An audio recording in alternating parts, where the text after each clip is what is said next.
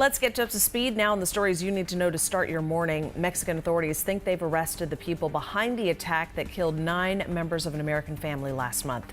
The Mexican Attorney General's office says the arrests were made last week, but there's no word on how they're connected to the attack.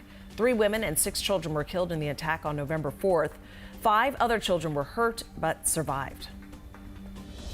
I'm Tracy Potts in Washington, where overnight a White House lawyer said they will not be participating in the Wednesday impeachment hearing, calling it unfair and irretrievably broken. Democrats had given them the opportunity to sit in, to question witnesses, but these first witnesses will only be constitutional experts. That leaves the door open that the president's lawyers may participate in future hearings.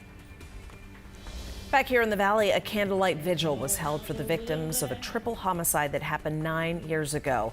Nicole Glass, Melissa Mason, and her unborn child were murdered in 2010, and police have yet to find a suspect.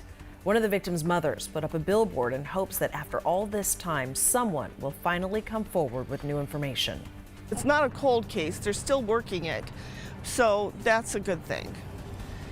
And so I'm just hoping that we can get some answers tonight.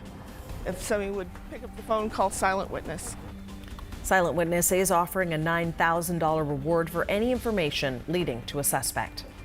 You're now up to speed. Don't forget, you can always find the latest news on our website, 12news.com, or the free 12 News app.